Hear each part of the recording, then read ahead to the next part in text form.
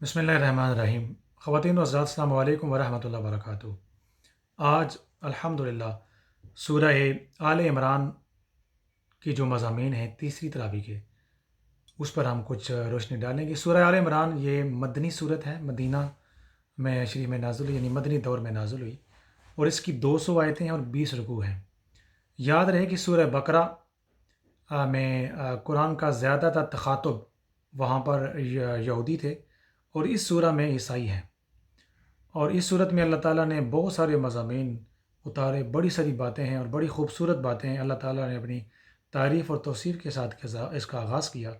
200 آیتیں، اس کا مطلب ہے کہ 200 سے بھی زیادہ مضامین ہیں۔ چند آیات اور چیدہ چیدہ مضامین آج کی اس سیشن میں عرض کروں گا۔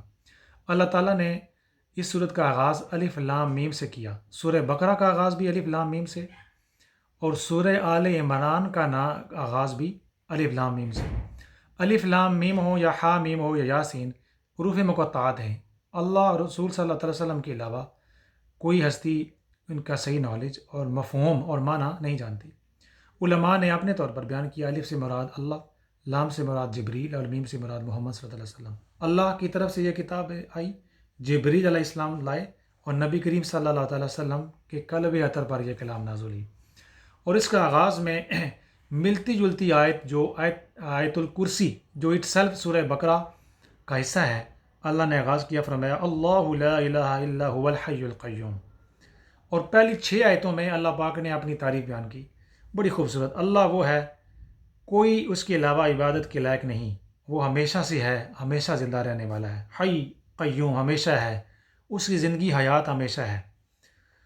نازل فرمائی اس نے یہ کتاب اپنے حبیب صلی اللہ علیہ وسلم پر حق کے ساتھ، جو تصدیق کرنے والی ہے پہلے جو نازل کی گئی تورات اور انجیل کی، اور اس سے پہلے لوگوں کے لیے ہدایت کے لیے، اور اتارا وانزل الفرقان، اللہ پاک نے حق اور باطل میں فرق کرنے والا یہ کتاب یعنی قرآن اتارا، اور فرمایا بے شک وہ لوگ جنہوں نے کفر کیا، اللہ تعالیٰ کی آیتوں کے ساتھ انکار کیا، ان کے لیے سخت عذاب ہے، اور اللہ تعالیٰ بڑا ہی غالب ہے، بدلہ لینے والا ہے۔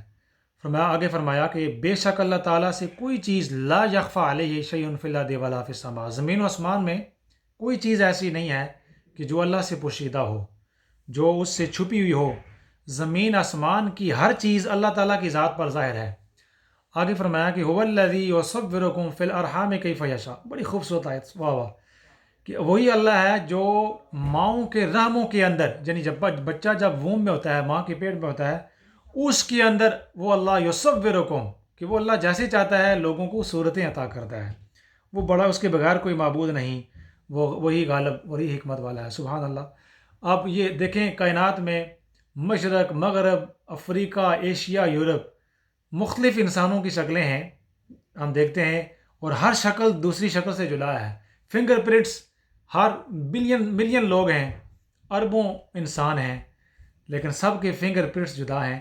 اور یہ بات 1400 سال پہلے میرے خالق و مالک نے فرمائی، هو الذی یصورکم فی الارحام کیف یشاء، وہی ہے جو تصویریں بناتا ہے، صورتیں عطا کرتا ہے ماؤں کی رحموں کے اندر، واہ واہ۔ آگے سبحان اللہ، اللہ پاک نے بڑی خوبصورت اس صورت کے اندر مضامین، بالکل بہت زیادہ مضامین بیان فرمائے، اور جیسا میں نے عرض کیا کہ ہر مضمون ایک الگ موضوع ہے۔ آیت نمبر 31 میں اللہ نے فرمایا قل ان کنتم تحبون اللہ فاتبعونی یحببکم اللہ ویغفر لکم ذنوبکم واللہ غفور رحیم، کہ اگر تم اللہ تعالیٰ کی ذات کے ساتھ واقعی سچی محبت کرتے ہو تو فرمایا فاتبعونی یحببکم اللہ، میری پیروی کرو، میری ذات کے ساتھ محبت کرو، میری اسوہ کے ساتھ محبت کرو، میری ذات کے ساتھ، یعنی نبی کریم صلی اللہ علیہ وسلم کی ذات کے ساتھ محبت کرو، اسوہ حسنہ کی پیروی کرو، تعلیمات کی پیروی کرو، یحببکم اللہ، تم محبوب خدا بن جاؤ گے، اللہ تعالیٰ تم سے محبت کرے گا، تم محبوب الہی بن جاؤ گے، ویغفر لکم ذنوبکم، صرف یہ بات نہیں، اللہ پاک پچھلے گناہ بھی معاف فرما دے گا، واللہ غفور الرحیم، اللہ تعالیٰ بڑا ہی بخشنے والا ہے، سبحان اللہ۔ آگے آیت نمبر 32 سے لے کر آگے تک تقریباً 20 سے 25 آیتوں میں اللہ تعالیٰ نے عیسیٰ علیہ السلام کی پیدائش کا ذکر کیا، اور بالخصوص حضرت مریم علیہ السلام جو عیسیٰ علیہ السلام کی والدہ ہیں، ان کی پیدائش کا ذکر کیا، اور فرمایا کہ ان کی والدہ نے جب ایک بچی کو جنم دیا تو انہوں نے کہا وَلَيْسَ الذَّكَرُ كَالْأُنثَىٰ، یہ ایسی بچی ہیں یعنی سیدہ مریم علیہ السلام کہ ان کی مثال کوئی لڑکا بھی نہیں ہو سکتا.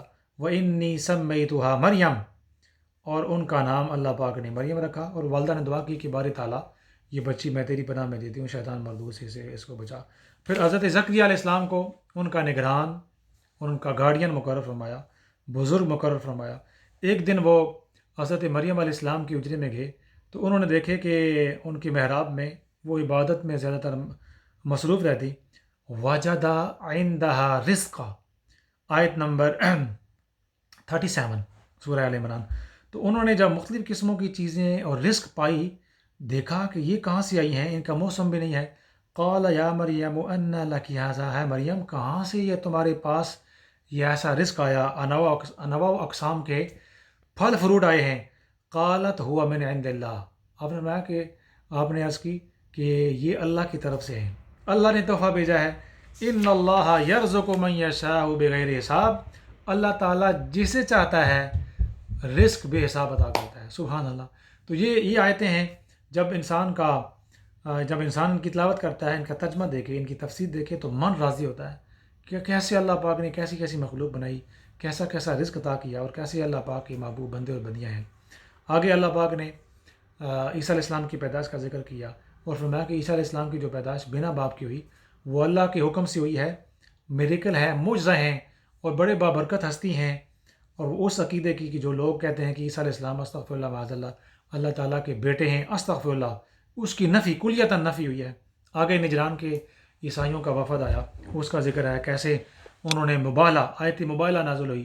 اللہ پاک نے فرمایا اچھا ان کو کہو کہ تم اپنے بچوں کے ساتھ اور اپنی خواتین کے ساتھ آؤ، اور ہم محمد الرسول اللہ صلی اللہ علیہ وسلم بھی اپنے بچوں اور خواتین کے ساتھ آئیں گے، مبالہ کریں گے، جو جھوٹا ہوگا وہ ہلاک ہو جائے گا. تو وہاں پر پنج تن پاک یعنی نبی کریم صلی اللہ علیہ وسلم نے حضرت مائی حسن، حضرت مائی فاطمہ الزہرا رضی اللہ تعالیٰ عنہ، امام حسن، امام حسین، سید علی شیر خدا، ان کو لیا. اور آیت مبالہ کا وہ ایک پس منظر ہے، اس کا ترجمہ اور تفسیر اس کی دیکھی جا سکتی ہے. اس کے بعد اللہ تعالیٰ نے آیت ارواح میں جو وعدہ لیا نبیوں کی، بالکل آخری تیسرے سپارہ کا یہ سیکنڈ لاسٹ پیج ہے کہ اللہ پاک نے عالم ارواح کے اندر نبیوں کی ارواح کو اکٹھا کیا اور ان سے ایک وعدہ لیا. اس کا ترجمہ یہ ہے، اور یہ آیت نمبر 81 سورہ آل عمران. فرمایا یاد کرو جب لیا اللہ تعالیٰ نے انبیاء سے پختہ وعدہ کہ قسم ہے تمہیں اس کی جو دوں میں تم کو کتاب اور حکمت، پھر تشریف لائے تمہارے پاس وہ رسول جو تصدیق کرنے والا ہو ان کتابوں کی جو تمہارے پاس ہیں، تو تم ضرور ایمان لانا ان پر اور ضرور مدد کرنا.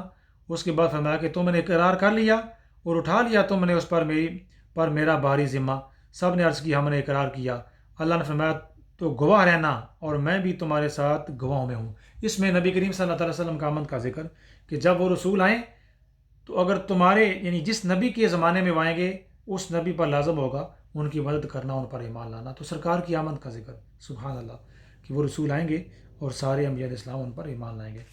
اور اس کے بعد تیسرا سپارہ ختم ہوتا ہے، چوتھے سپارے کا آغاز ہوتا ہے اور بڑی خوبصورت آیت ہے. فرمایا لن تنالوا البر حتى تنفقوا مما تحبون وما تنفقوا من شيء فإن الله به عليم. ہرگز تم نیکی کو نہیں پا سکو گے، کامل نیکی کا رتبہ، جب تک تم وہ چیز خرچ نہ کرو جس راہ خدا میں جس چیز کے ساتھ تم محبت نہ کرو، جو سب سے زیادہ تحبون دل کو باتی ہے، دل کو پیاری لگتی ہے. وما تنفقوا من شيء، اور جو تم خرچ کرتے ہو بلا شبہ اللہ تعالیٰ اسے جانتا ہے تمام چیزوں کو. تو انسان جو خرچ کرے، جو محبت والی چیز ہو، جن چیزوں کے ساتھ انسان اپنی جان، مال، پیسہ، ہر چیز کے ساتھ محبت کرتا ہے، فرمایا کہ جب تک یہ چیزیں اللہ کی راہ میں خرچ نہ ہوں اس وقت تک انسان نیکی کو نہیں پا سکتا. ایک حدیث شریف اس کی تشریح کرتی ہے کہ انسان کی جتنے بھی جوڑ ہیں ان پر صدقہ لازم ہوتا ہے، زبان، آنکھ، ناک، انسان کا پیٹ، دل، دماغ، کان، ہر چیز، جتنے جوڑ ہیں سب پر صدقہ. فرمایا سبحان اللہ والحمد للہ، یہ صدقہ ہے. لوگوں سے اچھی بات چیت یہ صدقہ ہے. کسی کو مال دیا، مال خرچ کرنا صدقہ ہے. کسی کو علم دیا، علم کا خرچہ صدقہ ہے. اچھی بات قول و قرار صدقہ ہے. دو لڑ رہے ہیں آپس میں صلح صفائی کروانا یہ صدقہ ہے. محبت پیدا کرنا صدقہ ہے. دوسروں کو سلام، رافت و رحمت، معاشرے کے اندر امر پہنانا یہ صدقہ ہے. تو جس کے پاس جو کچھ ہے وہ اللہ کی ذات کے لیے، دنیا کو خوش کرنے کے لیے نہیں. آج ہم جس دور میں رہ رہے ہیں ہم کہتے ہیں بھائی صاحب خوش ہوں، فلاں صاحب خوش ہوں، راجہ صاحب خوش ہوں، چودھری صاحب خوش ہوں، باس خوش ہو، فلاں خوش ہوں، لوگ خوش ہوں، ہم لوگوں کو خوش کرنے کے پیچھے پڑے رہتے ہیں. ہمیں یہ خیال نہیں ہوتا ایک وہ ہستی جس کو خوش کرنا تھا اس کو ہم خوش کرنا بھول گئے، وہ اللہ کی ہستی ہے. تو ہمیں جو بھی کام کریں اللہ کی رضا کے لیے کریں. لوگوں کو خوش کرنا، لوگوں کے لیے کرنا، یہ دکھلاوا ہوتا ہے. بڑی سے بڑی نیکی دکھلاوے سے ضائع ہو جاتی ہے. ہم نے سورہ بقرہ کے اندر اس کو پڑھا ہے. اللہ تعالیٰ ہمیں قرآن پاک کو پڑھنے سمجھنے کی توفیق عطا فرمائے. وما علینا الا البلاغ. جزاک اللہ خیر.